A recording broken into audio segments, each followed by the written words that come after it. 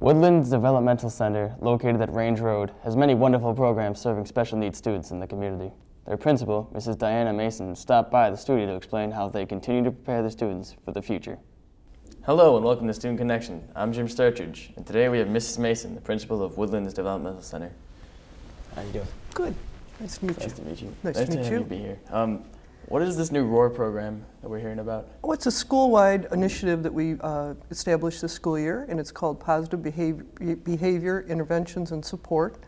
And so what we're doing is we're being mindful as a staff to make sure that we're acknowledging all the good things that young people are doing in the hallways, the way we would like them to behave in the hallways, in the cafeteria, coming in and out of the buses, going down the halls, going to other classes in the building. So we're rewarding them for good, positive behaviors. Seems really good. Are you seeing this program improve the behavior of the overall school? Well, I believe it will. It's just too soon to say, but I believe it will because we've really been doing this for a long, long time. We just formally put it into something. The ROAR means responsibility, own your own choices, always be safe, and be respectful. Well, I heard that there's this torch run. Yes. What is it about? Torch Run is a yearly event that we've been involved with for as long as I've been there, which is a long, long time. And it's a local law enforcement, and especially the Port Huron local law enforcement. They have this yearly run, and it's really just to gain awareness and acknowledgement of Special Olympics and all the good, and fundraising for it as well. So Sounds really it good. is fun. We have a good time. How many people on your staff and the student body? Well, this past year, it was 7 classrooms were involved, and it was about combining students and staff, about 155 people. Now, not everyone does the whole run. It would be too long for some students, and certainly for some staff. So we just kind of position ourselves throughout the run, and some kids might walk a block, but they're still a part of it. Still a huge amount of people, though. Yes, it is. Are you aware how much money that was made this year at the torch run? I'm not this year. That's not usually information that gets back to us, but if they make anything, they just want to make that awareness out there about Special Olympics. So it's not really about the money, it's more about just the awareness? Yes. How is the new staff member, Mrs. Klug, fitting into the school? Oh, very well. And part of that is because back in 1999, she did something similar to a student teaching. I think it's called a Level 1 field experience with us. So she spent time with us. So she's already familiar with the culture of the building and the kind of students we serve. And what's been really fun for her is some of those same students are still there that she worked with. And to see the improvements, or just to see them more grown up, has been neat. But she's fit in very well. We're happy to have her. So she's kind of just coming back. It is kind of like just coming back. Yeah, exactly. How is the new healthier lunch programs that I've been hearing about going over? Good, real good. I was curious how the students are going to react to it, but they really have seemed to enjoy it. There's a lot of new fresh fruits that they've not experienced before, and fresh vegetables, and healthier grains, bread with more natural stuff in it, and pastas that are more natural, and they're liking it. It's less processed food, more yes, less natural. Saturated fats, and no more sweet desserts anymore. We're trying to get more healthy. I feel kind of bad now. What other than education, what programs do you offer at Woodland? Well, we offer a lot of things. I'll go through some of them with you, but really, everything we do is about our students' education, if you think of it that way, because we're teaching them some things that perhaps you would just learn naturally from your environment or from your family or from being in different places. So we have an entire home called our Living and Learning Center that's a barrier-free home on our campus, and all its students have opportunity to go out there and learn how to cook a little bit, some simple cooking, and some doing wash for themselves, making a bed, washing dishes. It's all barrier-free, so they can get to the sinks and they can get to the dishwashers and the washers and dryers, even if they are in a chair. So it works out very well. So we do things like that, and we have job training sites. Our students have opportunity to be out in the community, and we probably have about 30 job training sites that they get experiences for to see what kind of work they might like to do in the future. And we do a lot of volunteerism. We go out in the community all the time to learn how to use the stores and use various things in the community that you would just do.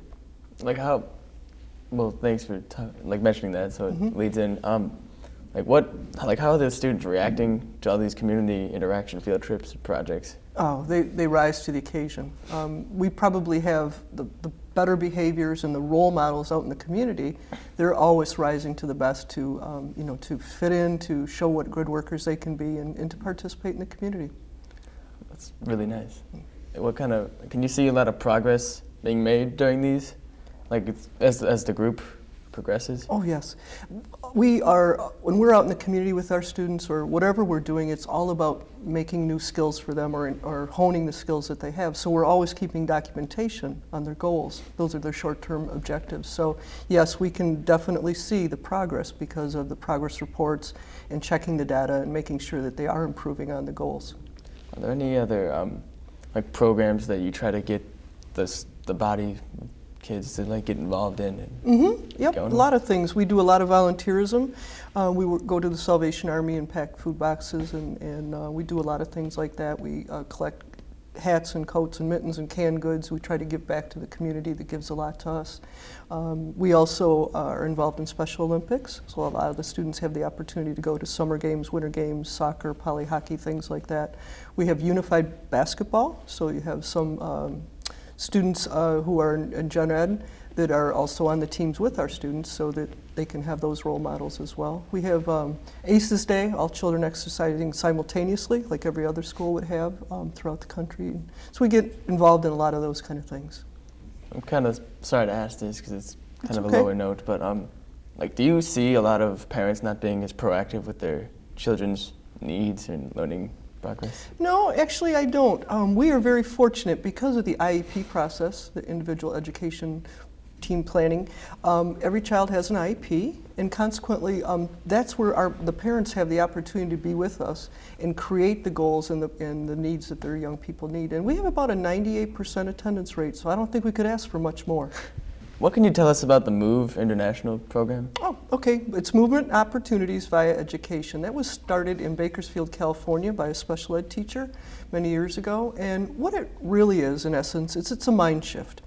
It is thinking along the lines that we all need to be able to access our environment and not just sit and wait for the environment to come to us, because our students' world is going to close if they got to wait for people to come and help them get through an activity. So we want to involve them in these kind of activities where they're having as many opportunities during a day to be able to sit, to stand, to transfer their body weight, to even hold their body weight for a little bit. Functional behavior, functional activities that happen all through the school day to build those muscles and build that core of strength that will help them in their adult life and in their home life for their families as well.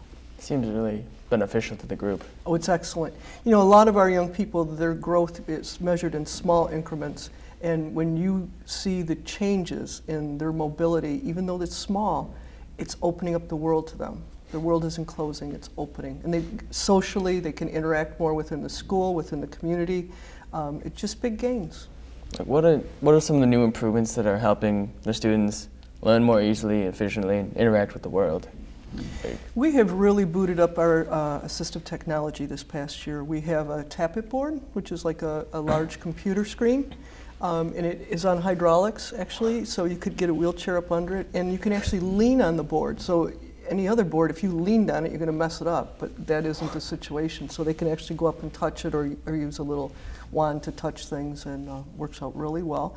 We have some iPads. We just got 6 iPads, so that is really neat. Speech and language pathologists are really enjoying them, and then we share them between the classrooms, and it's really been a big benefit. We have 1 smart board, and we're starting to learn about that a little bit more too, but that's where I want to keep taking it. More of the iPads and the apps that go along with that are very beneficial. Just improve the technology and try to improve the education? Just more ways to get information to our students and let them be able to express themselves. All right, well, thank you for joining me today. Oh, I'm glad to do so. Thank you. Thank you. We'll be right back after this.